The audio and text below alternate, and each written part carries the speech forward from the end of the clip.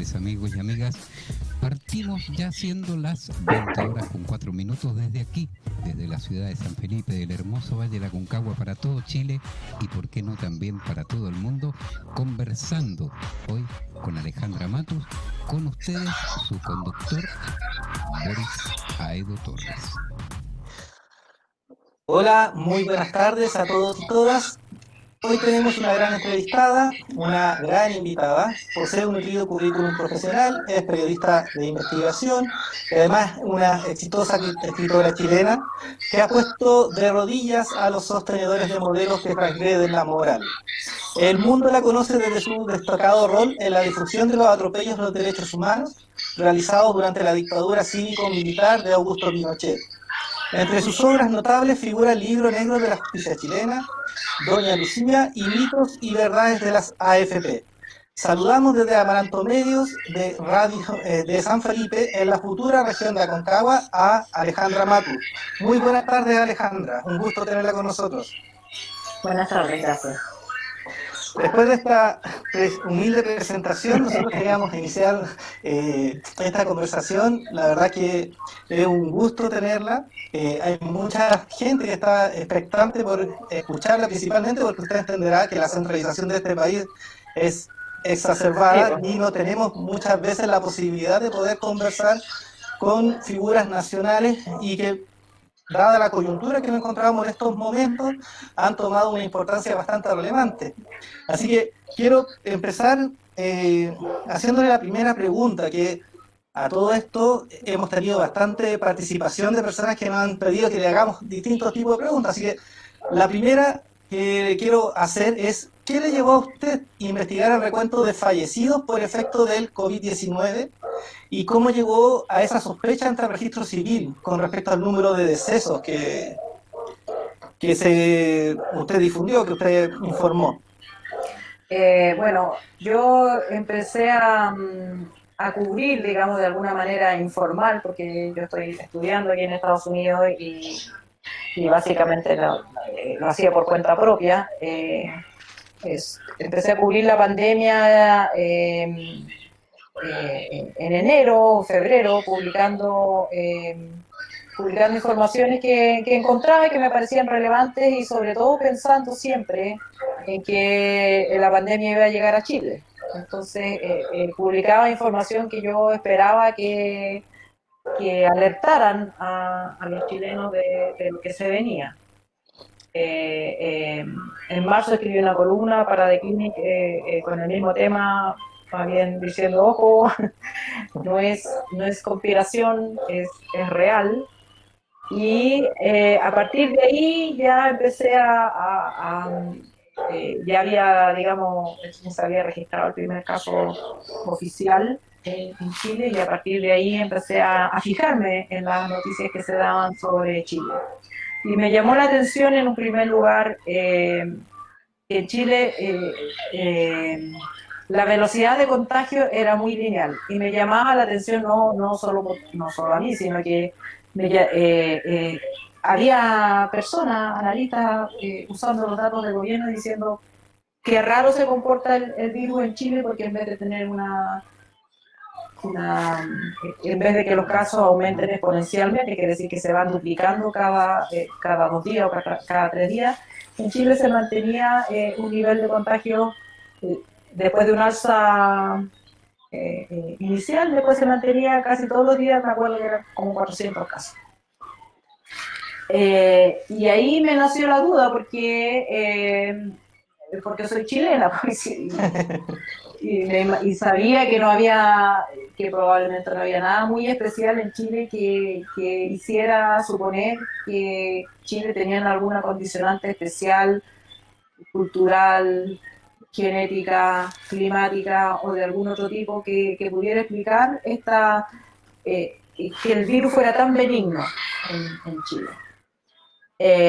Lo primero que hice fue reportear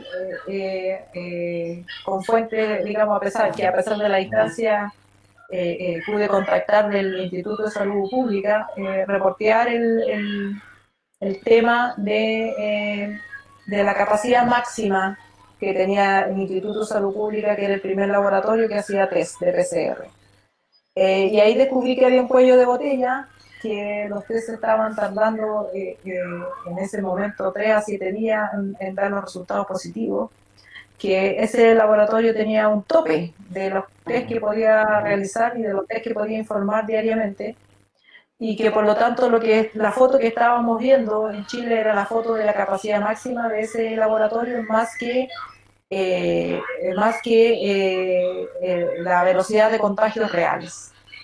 De hecho, después de esa publicación y después que el gobierno contratara numerosos laboratorios para hacer PCR, se volvieron a disparar los números de contagio. Sin embargo, el número de fallecidos era extremadamente bajo comparado con lo que ha pasado, con lo que había pasado en otros países. Esto también fue una sospecha que no solamente me nació a mí, sino que me la lactaban varias personas con las que dialogaba en Twitter, a través de Twitter. Y fue así que ¿por qué el registro civil? Porque yo ya había leído publicaciones que hacían el rastreo de exceso de muertes como un indicador más preciso del impacto de la pandemia en los países. Y más preciso porque los países tienden a subreportar el número de fallecidos, a veces por razones políticas, pero a veces porque en medio de la crisis es muy difícil, por ejemplo, contabilizar a las personas que mueren en sus casas o hacerle test PCR o haberles hecho un diagnóstico. Las personas se morían antes de que llegara, digamos, la medicina. Entonces, considerando eso y aplicando un método que es bastante antiguo y que tampoco nació con esta pandemia, el Centro de Control de Enfermedades Infecciosas de Estados Unidos y también el europeo hacen habitualmente y cotidianamente contabilidad de exceso de muertes en los distintos países para ver cuántas personas más mueren en tiempos de pandemia comparado con un periodo normal.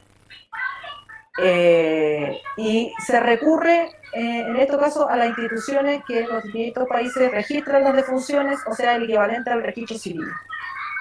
En mi caso, yo no partí por el registro civil porque pensé... perdón, parece que... ¿tiene mucho ruido mi micrófono? ¿No? Ah, ya.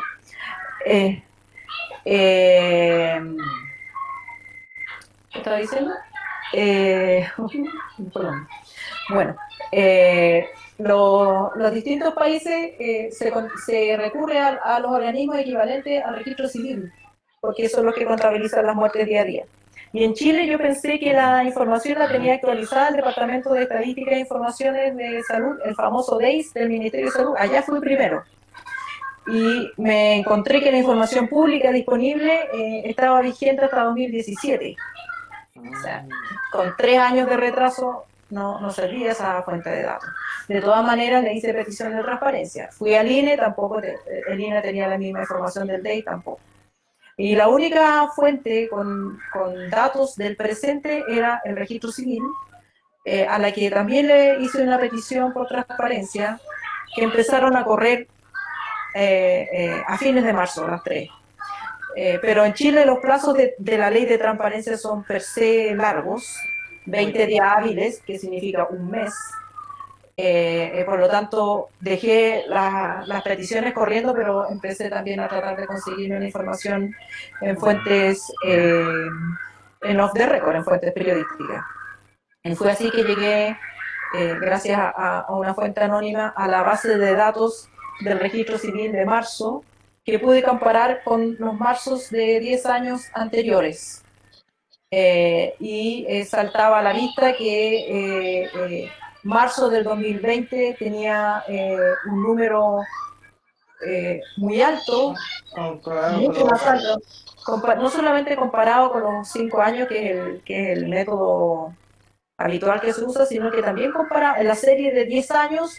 No hay ningún otro marzo como el marzo del 2020. El único otro que se parece es el marzo del 2010, que es el marzo del terremoto. Entonces, digamos eso así como a simple vista. Después, con la ayuda de mi hermano, por supuesto, que él es ingeniero es un doctor en ingeniería civil y computacional e investigador de la Chile. Él me ayudó a hacer el análisis siguiendo de nuevo la metodología conocida y validada, y que es una metodología bastante simple, no hay que sacar raíces cuadradas ni hacer regresiones estadísticas, digamos, es un cálculo bastante simple que se hizo y salía una diferencia muy significativa y más allá de cualquier margen de error para marzo. Estos datos también los imponíamos con otro académico cuyo nombre no puedo revelar, pero que también tiene mucha espineta en el rubro, y que validó los resultados y con él también analizamos otras posibilidades, otras explicaciones posibles como la climática, porque alguien había postulado que tal vez este marzo había sido más caliente que los otros marzos y por eso el virus no se propagaba, pero no era así. Marzo era en promedio incluso un poquito más frío que los marzos anteriores, así que no era una explicación suficiente. Y a partir de esa verificación, entonces decidí publicar la información en Twitter con el resultado que ya se conoce. Alejandra, ¿y esta situación es solamente en Chile o también se pasa en otros países? Pasa en casi todos los países donde ha habido pandemia. De hecho, el análisis del exceso de muertes se hace en los países donde hay registros, porque hay países que no tienen sistema de registro nacional y en esos casos se usan encuestas, que se usa otro mecanismo para hacer el análisis, pero se hace habitualmente y se hace en línea con los países, porque la mayoría de los países publica estos datos en línea, entonces los especialistas los bajan, los sacan, los calculan y sacan el exceso de muerte. Por ejemplo, poco antes de que yo publicara esa información en Nueva York, que es el estado donde vivo actualmente, tiene 20 millones de habitantes, que es el tamaño parecido a Chile. Chile, claro. Se había hecho también este análisis de exceso de muertes y así el gobernador reconoció que no estaban contabilizando lo suficiente a las personas que morían en las casas. Y de un día para otro, yo me acuerdo perfecto que había como 7.000 fallecidos contabilizados oficialmente y el gobernador agregó otros 3.000. Y así llegó, se aumentó drásticamente el número de fallecidos en Nueva York y se cambió el criterio de contabilidad de ahí en adelante, porque el gobierno reconoció rápidamente que, digamos, que hacer énfasis en solamente contar la gente que muere en los hospitales no da cuenta de todo el impacto de la pandemia, y eso lo pudo descubrir precisamente por este cuento de exceso de muerte, porque ¿por qué se cuenta? Porque a menos que haya otra explicación, como otro desastre, otro virus, la gente tiende a morir en los países a tasas más o menos estables. Entonces, si ese país se está enfrentando en un periodo X una epidemia, es presumible que todo el exceso, o sea, todos los muertos por sobre lo normal, por sobre lo esperado, que corresponden al impacto de la pandemia, sea de manera directa, o es decir, muertes subreportados, y también de manera indirecta, que son la gente que no alcanza a ir o no puede atenderse como debiera en tiempos normales porque los servicios de salud están colapsados. Alejandra, ¿y esta situación de la cifra, del manejo de la cifra, usted cree que es intencional, que hay una intención del gobierno de no decir cuál es la cifra real, o efectivamente son los organismos que nos dan abasto para llevar una contabilización al día? Lo que pasa es que yo no puedo responder lo que yo creo, porque digamos, es poco profesional, ¿no? Da lo mismo lo que yo crea, lo que importa es la evidencia. La evidencia que hay respecto de este tema es que es posible que el gobierno lo haya ignorado o haya pasado por alto este aspecto, no se haya fijado que estaba poniendo énfasis solamente en los muertos hospitalarios y no en los domiciliarios, por ejemplo. Pero una vez que yo publiqué esa información, ya no puede decir que lo ignoraba. Y en vez de aceptar esa información como un dato, un insumo, como hizo el gobernador de Nueva York, e incorporarlo a sus puntos de análisis, o haberle pedido, digamos, si consideraba que yo como periodista no estaba validada para hacer ese análisis, haberle pedido a alguna institución, a alguna universidad que hiciera el análisis. El gobierno optó por negar la información de plano y decir que era prácticamente nula la posibilidad de que el gobierno no contabilizara todas las muertes. Y eso sí, desde ahí en adelante entonces empieza una responsabilidad política de no hacerse cargo de una información relevante y que luego más tarde también se suman otros analistas a ratificar, porque eso es normalmente lo que pasa, el exceso de muertes en un comienzo parte en un punto y después empieza a aumentar. Entonces llega un punto en que si bien, por ejemplo, algunos expertos consideraban que marzo no era un mes significativo o consideraban a priori que no podía haber muertos COVID en marzo porque partían, digamos, el primer caso notificado en Chile fue el 2 de marzo y sacan la cuenta, no puede haber muchos muertos en marzo, pero ya a partir de mayo, junio, digamos, esa brecha va creciendo tanto que ya la situación se hace innegable. Y después de que el ministro Mañalich deja su cargo, es el mismo ministro que hace una declaración pública en una entrevista y dice que él se reservó información para no darle admisión a la oposición. También se conoció que el DEIS, este famoso DEIS, sí estaba llevando una contabilidad distinta y sí estaba incluyendo otros casos probables sin PCR, y que obligó al gobierno a sumar inicialmente 653 y después 3.000 fallecidos más.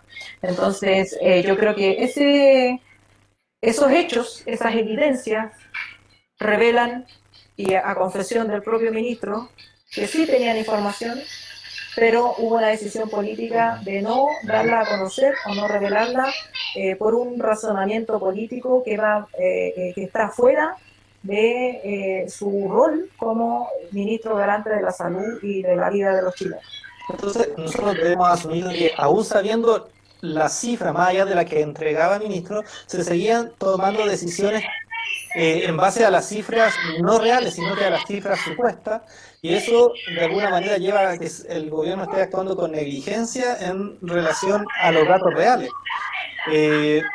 Es tan así que también el tema de la cuarentena en estos momentos es cuestionado. Bueno, no sé si la cuarentena en sí, porque es algo que a lo mejor se debía realizar, pero sí que el gobierno no sepa este tema de la adulteración de permisos de salvoconductos que están solicitando empresas para poder transgredir la normativa y hacer que sus trabajadores vayan a trabajar, algo que usted también acaba de denunciar. Claro, lo que pasa respecto de la primera parte de la pregunta, o sea, de lo que yo me puedo hacer cargo, tú puedes usar la palabra que quieras para definirlo, pero de lo que yo me puedo hacer cargo es que, digamos, el gobierno tenía información, el país la tenía, digamos, es un organismo de gobierno y de hecho se la entregaba a la OMS, de que el registro de muertes era mayor y decidió no informarlo al público. Hasta, digamos, hasta antes de la salida de Mañalich. Respecto de lo segundo, las cuarentenas, aunque yo no sepa que se están sacando salvoconductos fraudulentos, es posible también alegar que el gobierno no lo sabía, lo que sí sabía es que la cuarentena no se estaba respetando, porque había numerosos informes que revelaban que la movilidad en Santiago era mucho mayor a la que se esperaba con la cuarentena, que había definido que solamente podían operar ciertas actividades esenciales y todos los demás debían estar en sus casas.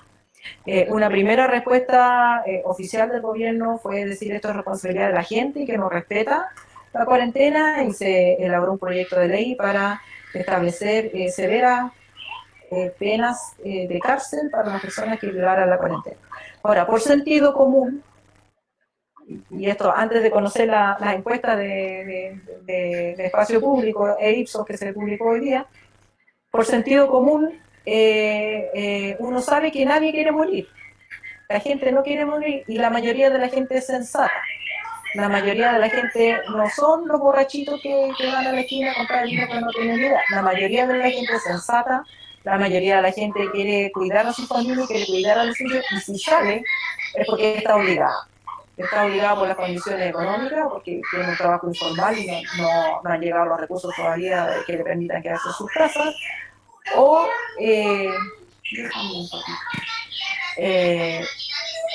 o porque lo obligan en el trabajo. Digamos, yo ya tenía indicios, publiqué un primer caso hace una semana, y a partir de ese primer caso me llegaron esta nube de denuncias, esta ola de denuncias respecto de empresas que llegamos, y la evidencia es muy clara, está en el salvoconducto. La empresa vende ropa y saca salvoconducto como farmacia.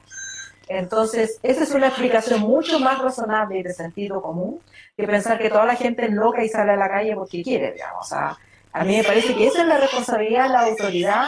Si tú ves que estás aplicando, si tú tienes una política, que estás aplicando una política de cuarentena y ves que no está funcionando, tienes que preguntarte qué está pasando.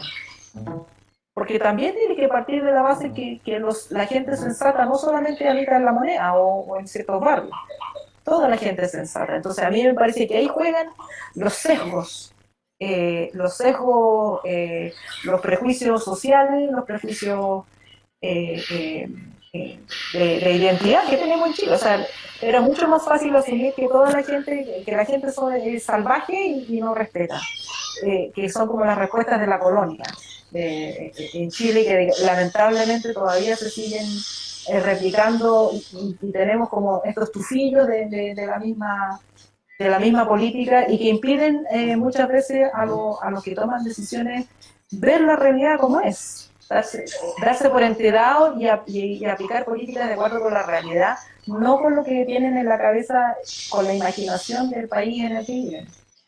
Alejandra, ¿qué pasa con el periodismo en Chile? Porque hasta que usted no hizo las denuncias, salvo CIPE, que es un centro de investigación que está constantemente publicando trabajos de investigación, no hay muchas denuncias respecto a lo que está pasando en el país.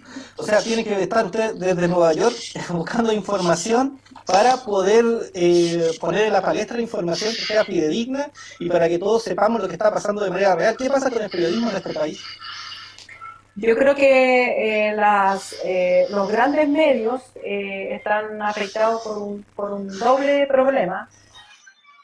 Un problema es la crisis económica por la que atraviesan los grandes consorcios de medios escritos y también la televisión, que los ha llevado a reducir sistemáticamente y agresivamente los departamentos de prensa. Es a lo primero que le echan mano. Le echan mano a los equipos periodísticos porque los periodistas no producen, no traen avisos. Es más fácil echar a los periodistas que echar a un rostro, por ejemplo, porque los rostros, aunque le paguen mucho más que un periodista, se entiende que el rostro le pagas 10 y te trae 100 en avisar.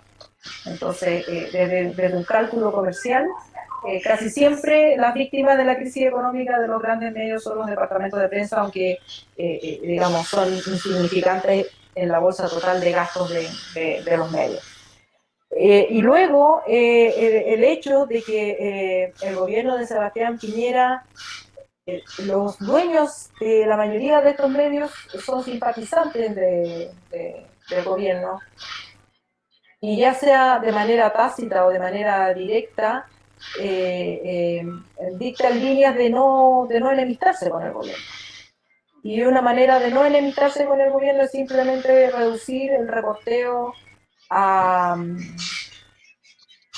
las versiones oficiales, y para no meterse en problemas, solamente publicar eso. Yo no sé, ignoro, pero no descarto, digamos, que en las reuniones de pauta haya habido periodistas que hayan tenido las mismas dudas que yo, que hayan planteado las mismas ideas que yo, que tampoco son ultra geniales, digamos, son cosas que estaban haciendo los periodistas en todo el mundo. Entonces, no descarto que a alguien se le haya ocurrido y que esa pauta no haya sido aceptada, digamos, lo ignoro, pero sí puedo decir que los estímulos en general, los estímulos externos y tanto los estímulos de la estructura mediática tengo una visita, están hechos para que empujan a los medios a este tipo de reporteo oficial, sobre todo en el reporteo diario. También tenemos un cierto pecado colectivo, los periodistas, y por eso a mí me da un poquito de tiritón cuando como que me encasillan en el periodista de investigación. Yo he hecho periodismo de investigación, pero no es el único género que practico. Porque el periodismo de investigación es lento y es muy específico, con una temática muy específica. Este periodismo que estoy haciendo es periodismo informativo, es el periodismo del día a día, es la noticia. Es que como cuando digo que son las noticias, son el periodismo más clásico y más básico que existe y también el más necesario en tiempos de crisis. Y yo creo que ahí es donde más los medios cogían, porque todos los medios tienen programas especiales para reportajes, digamos, de más largo aliento. Uno podrá discutir la pauta que tienen, pero tienen equipos especializados en reportajes más largos, más profundos, o tienen reportajes en los diarios para los fines de semana. Pero ha sido menospreciado sistemáticamente el trabajo del reporteo cotidiano, de los llamados noteros. Son los noteros los que tienen que hacer esta tarea, de recoger la presión oficial y contrastarla con otras fuentes. Y ahí es donde el medio ni los acompaña, ni los respeta, ni les da los medios, y seguramente que lo están apurando para que saquen la nota, 2, 3 notas al día, y digamos, ¿para qué me voy a poner en la línea del tren si me pueden echar fácilmente? Y hay miles de periodistas cesantes allá afuera que pueden cumplir la misma función. Entonces, en esta práctica sistemática y en esta configuración sistemática de cómo se ha estado ejerciendo el periodismo por largos años, no solamente ahora, es lo que queda en evidencia y en crisis, digamos, se manifiesta ahora, así como la pandemia ha desvestido a la sociedad chilena y la ha mostrado en toda la crudeza de su desigualdad. También queda en evidencia cuáles son las prácticas periodísticas cotidianas que tenemos. En ese sentido, ¿cómo es la libertad aquí en el país, el tema de la libertad de expresión?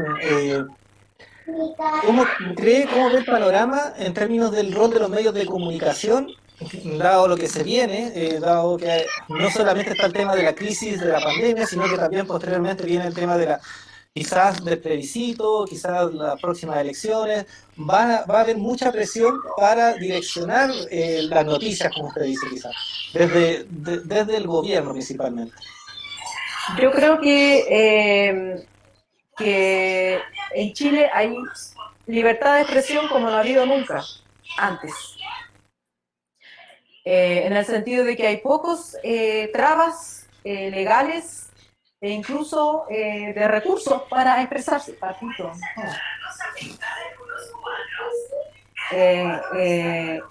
Las leyes que limitaban la libertad de expresión se han derogado casi todas. En los últimos 10 años han sido el mínimo, y no conozco ninguna condena final que haya llevado a un periodista preso, por ejemplo, como era habitual antes. Y además la revolución digital ha hecho que sea muy fácil y muy barato tener un medio de comunicación, como demuestra esta conversación que estamos teniendo. O sea, ya no hay ya un poquito. ¿Ya te quieres ir? Ya. Ya no hay limitación, esa barrera de entrada que había antes para publicar algo en un diario, para publicar algo en la tele, tenías que pasar por esa gran estructura y esos medios, aceptar tu noticia para difundirla, y era muy difícil, no podías tú transmitir por tu propia cuenta. Entonces, ahora eso es, hay una enorme diversidad de voces, hay una enorme cantidad de medios, micromedios, medios alternativos, pero lo que no hay son recursos para hacer periodismo. Porque tú para hacer periodismo tienes que crear equipos profesionales que se puedan sustentar, que puedan pagar sus cuentas a fin de mes, y no descansen en la labor de una persona, sino que sea un equipo que pueda tener una mirada en 360 grados de la sociedad y no solo dedicarse a un tema. Tienes que tener editores, tienes que tener, digamos, y eso, para eso hasta ahora no se ha inventado la fórmula, cómo financiar eso. Pero en mi opinión es lo más importante, es lo más, es el tipo de periodismo que está más ligado a la calidad de la democracia. Ahora, cuando usted habla de la libertad de expresión, que yo creo que todos lo podemos compartir en términos generales, ¿esa libertad de expresión no está limitada también por la concentración de los medios de comunicación en solamente grandes grupos económicos?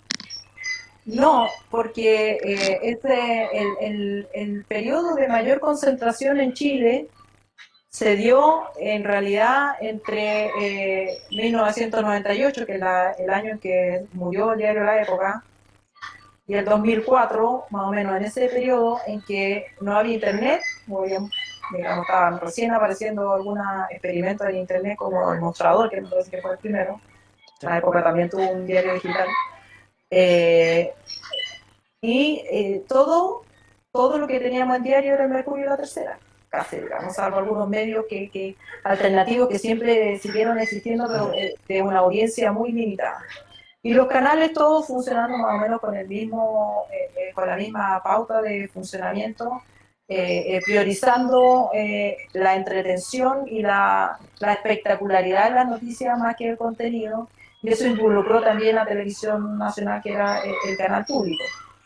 En ese periodo, ahí te encargo la concentración, porque como no habiendo internet, no habiendo otros medios alternativos, o pocos, digamos, o que nacían y morían en poco tiempo, no había cómo manifestar opiniones disidentes a las oficiales. Yo creo que esa concentración también permitió que durara tanto tiempo los llamados pactos de la transición. Ahora no, ahora hay, digamos, me parece que el menú informativo, sobre todo de los jóvenes, no pasa por el Mercurio, la Tercera y Canal 13 necesariamente o exclusivamente, aunque puedan pasar por ahí, tienen millones de alternativas, más alternativas de las que puedan consumir, digamos. No se puede consumir todo eso.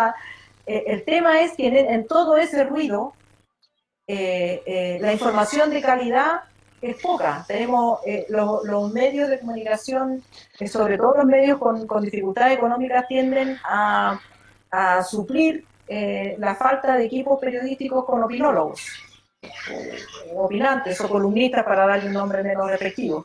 Pero entonces el columnista opina, digamos, desde la tribuna o desde el lugar, del espacio ideológico que tenga ese medio de comunicación. Pero no sale a reportear, no va a buscar datos, en general, toda la gente que opina de la información disponible, que sigue siendo la misma que publica el Mercurio, la Tercera y la que llega a salir en los canales o en las radios. No hay mucho más oferta del insumo de informativo. Entonces, ahí es donde está el déficit. Hay mucha libertad de expresión, cada cual puede decir lo que quiere. O sea, hoy día, no sé, el 70% de las cosas que veo en internet, en los tiempos que yo me formé, eso hubiera significado cárcel, o presidio, o cierre de medios. Eso ya no pasa. Tenemos, desde ese punto de vista, la libertad de expresarse es amplia. El derecho a estar informado es el que está restringido, porque no hay el sistema económico o político que tenemos, no asegura la existencia y funcionamiento de medios que intenten cumplir el servicio de informar desde un entendimiento de que esto es un servicio público y que es un servicio que se le brinda al sistema democrático, digamos. efectivamente. Bueno, en ese sentido, el rol que juegan los medios de comunicación, no digamos tradicionales, como la televisión a gran escala o las radios comunitarias, son muy importantes a la hora de desarrollar información. Ahora, existe esa limitante, el tema de los recursos, que lamentablemente las radios comunitarias no cuentan, no contamos con los recursos, ni el gobierno puede aportar, ni nada de eso, porque la ley no lo permite de esa forma. Pero aún así hay estos esfuerzos que son pequeños, pero que pretenden de alguna manera hacer conexión de la realidad de los vecinos de sectores quizá micro con la realidad más macro. Pero en Eso es ese muy importante porque tienen una ventaja sobre los grandes medios, es que están en los territorios. Por lo tanto, conocen en terreno lo que realmente pasa y pueden ser un aporte muy importante, aún con pocos recursos. sí, Alejandra, yo quiero, bueno, acá hay un montón de saludos de distintos lugares del Valle de la Concagua y a nivel nacional, desde Osorno le mandan saludos, desde Bucalemu, en Rinconada, Putaendo, Valparaíso, San Esteban también. Y también hay muchas preguntas que siguen rondando. Una de ellas plantea el tema de la desigualdad en el país, porque también la desigualdad, bueno, es más evidente en este escenario de crisis. Usted ayer la escuché porque estaba con el otro conversatorio y planteaba el tema de la desigualdad de las muertes en tantos sectores populares y la diferencia que existe con los sectores acomodados. ¿Cómo lo puede? Exactamente. La pandemia se encarna en el tipo de país que uno tiene, ¿cierto? Pero no importa. No se produce en un laboratorio donde hay una población de control y toda la población es igual. Se produce si la sociedad es desigual, mientras más desigual, mayor el daño de la pandemia y mayor el daño a los sectores que están en el primer escalón de la pirámide social. Y eso está demostrado, digamos, con estudios, eso es así. Y también lo podemos ver en lo que ha pasado en Chile y lo que está pasando acá en Estados Unidos. En Estados Unidos, la mayor cantidad o sea, proporcionalmente, en proporción con la población que representan, mueren mucho más afroamericanos y latinos que blancos. Y esto no es porque ellos tengan una condición genética, de nuevo, que haga que esto pase, sino que pasa porque son los afroamericanos y los latinos los pobres de Estados Unidos. Son los que están en ese primer escalón de la pirámide social, tienen peor salud, enfermedades de base más descuidadas, menos acceso a la salud, menos acceso a los cuidados, menos camas UCI por territorio, digamos. Entonces, por supuesto que son los sectores más golpeados por la pandemia y los promedios que se sacan de letalidad o de mortalidad, que son promedios cuando uno los empieza a ver por comuna o por sector, en Chile son escalofriantes. O sea, el exceso de muertes, este indicador del que yo te hablaba, el exceso de muertes en Cerro Navia es infinitamente superior al exceso de muerte en Las Condes, aunque ahora Las Condes está apareciendo. Se volvió digamos, apareció de nuevo en el mapa del exceso de muerte, y también en cantidad, o sea, no solamente en proporción, sino también en cantidad. O sea, aunque proporcionalmente Puente Alto pudiera ser el mismo número que Vitacura, o la misma proporción, numéricamente es mucha más población. Entonces, la mayor cantidad de muertes por la pandemia en Chile la está aportando las comunas más vulnerables. Usted ayer también señalaba, porque me quedé muy pegado con el dato de que los sectores populares morían 10 años antes que los sectores más acomodados. Eso es producto de la desigualdad de que usted estaba hablando, pero en este periodo de crisis también se ve exacerbada por este tema de la atención y por los descuidos de las Claro, políticas. hay estudios internacionales que no se refieren necesariamente a Chile, pero que se pueden aplicar a Chile, en que se estima que la edad de riesgo promedio de las personas, el riesgo de morir por COVID, empieza a los 70 años. O sea, el riesgo es muchísimo mayor desde los 70 en adelante que de los 70 hacia abajo. Sin embargo, para los pobres, esa edad de riesgo empieza a los 55 años. ¿Por qué? De nuevo, volvemos a decir, porque la desigualdad hace que una persona de 55 años pobre llegue en peores condiciones a enfrentar el virus que una persona de buenos recursos, que tiene buena salud, que si tiene una enfermedad de base probablemente la tiene controlada, que tiene una dieta alimenticia más saludable, que puede ser más delgado, pero que está mejor alimentada en términos de los nutrientes que necesita su cuerpo para estar fuerte y para obtener un buen sistema inmunológico.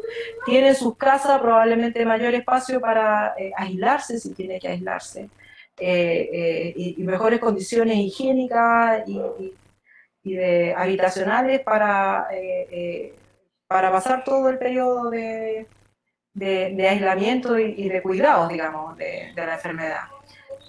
Si llega a requerir un espacio en hospital, probablemente una persona de los sectores populares a este nivel en que estamos, cuando ya los sistemas se colapsan, tiene que competir con muchas otras personas por un ventilador. Entonces, personas que sobrevivirían con un tratamiento normal van a morir porque, digamos, los equipos médicos están obligados a elegir uno o dos de decenas que están esperando el ventilador.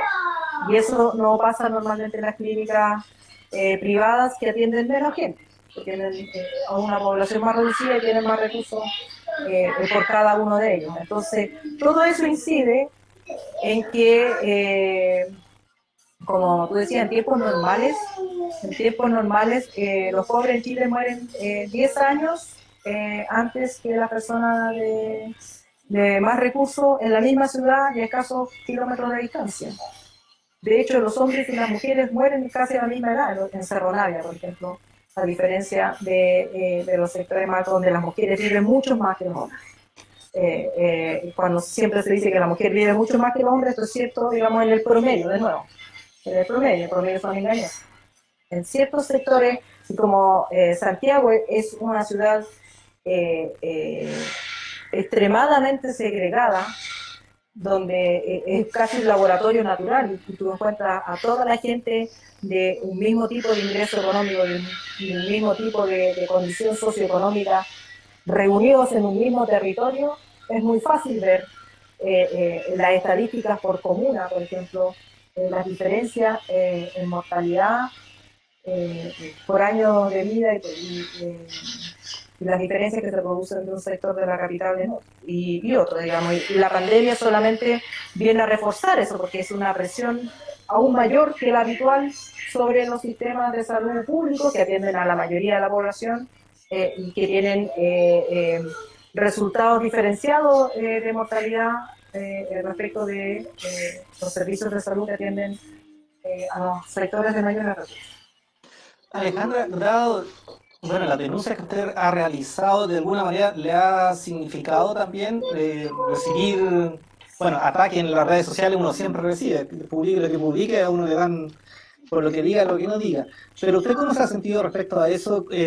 Porque acá hay un rol que se está jugando que es bastante importante en términos de informar, que usted lo trata de hacer de una manera muy neutral desde su posición.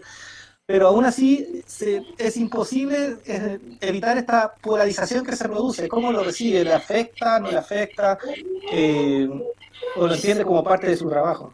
Lo entiendo como parte del trabajo. En los tiempos, por ejemplo, en que yo trabajaba en un diario o en medios, grupos periodísticos, que uno está más protegido porque en ese tiempo uno ni se enteraba lo que pensaba la gente.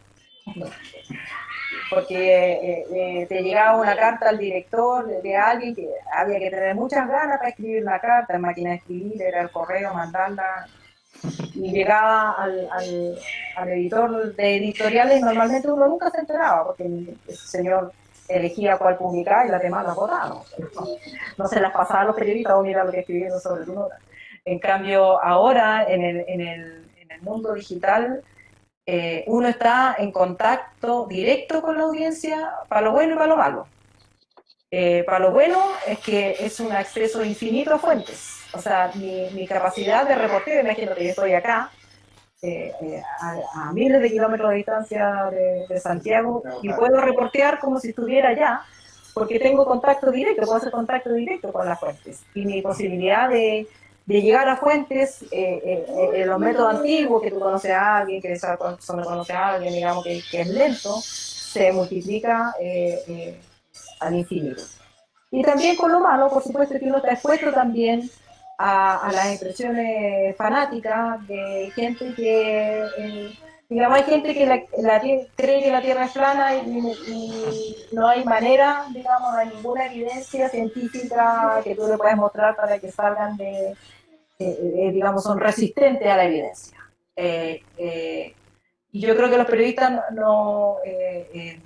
casi siempre hemos hecho nuestro trabajo sin enterarnos de esa resistencia. Y a mí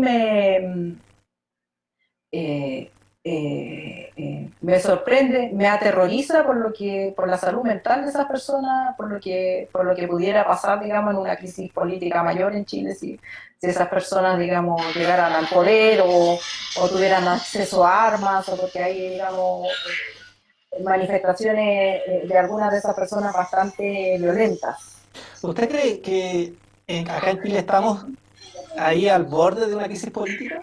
No, no, porque lo que te iba a decir, de todas maneras me parece que esas manifestaciones son minoritarias. Ah, Lo que pasa es que es gente que grita mucho y está gritando todo el rato y digamos, está pendiente de lo que lo escribe para tirarse ahí y morder.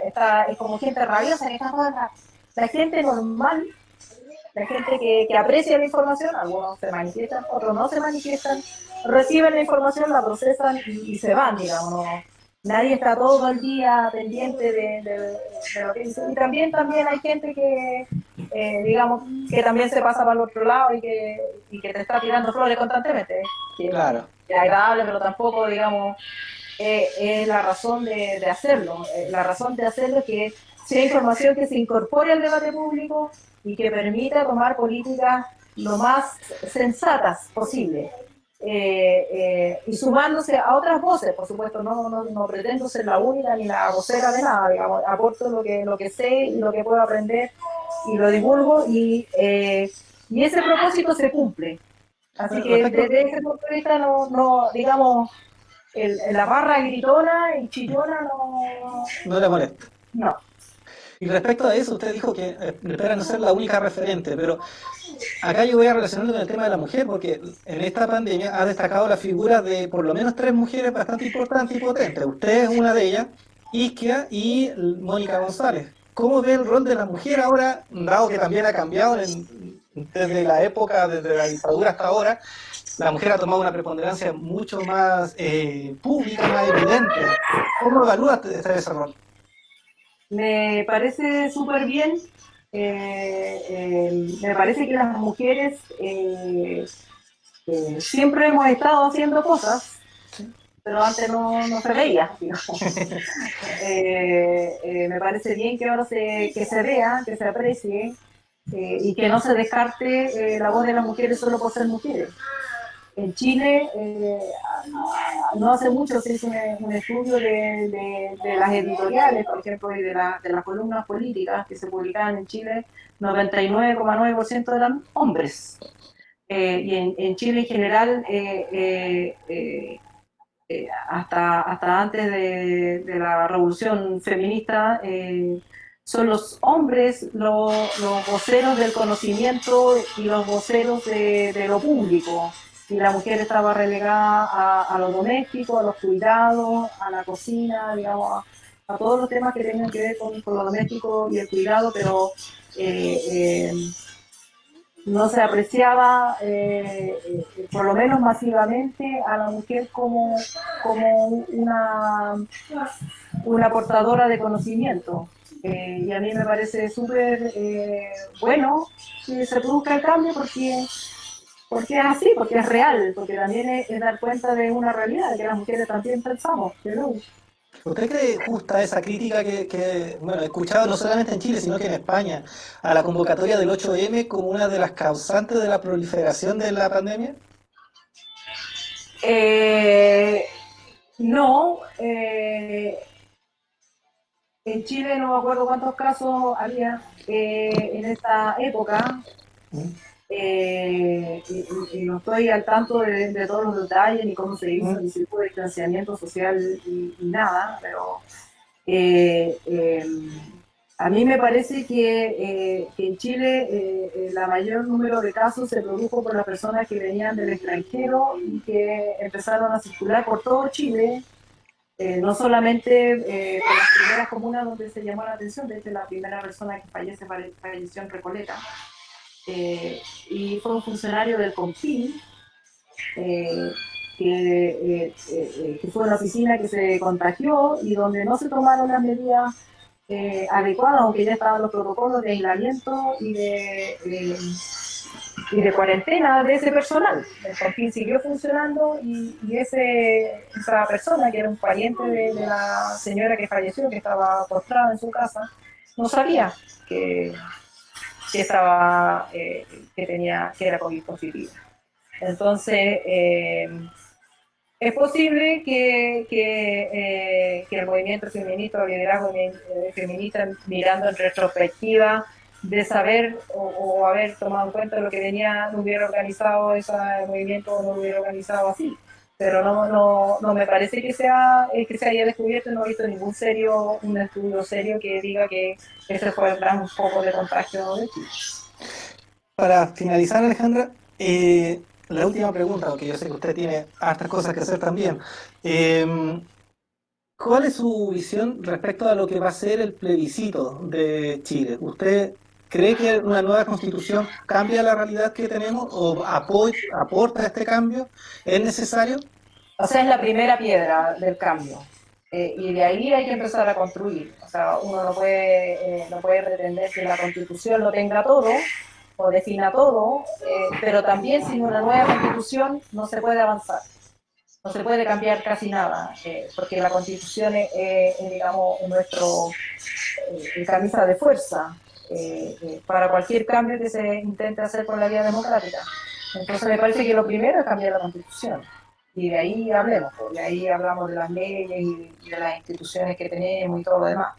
Pero hay que partir ciertamente por la Constitución y ojalá que haya plebiscito, porque digamos, también hay algunos creativos que están tratando de saltarse el plebiscito, así que yo creo que la primera tarea sería reforzar la voluntad del pueblo chileno de tener ese plebiscito y poder decir si quieren o no quieren una nueva Constitución.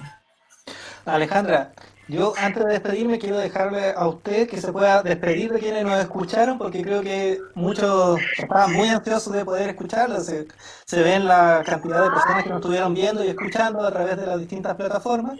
Y la dejo para que usted se pueda despedir. Bueno, me despido de todos ustedes, de los amigos y las amigas que me conocen, que hemos tenido la oportunidad de conocernos y que sé que algunos de ellos están ahí.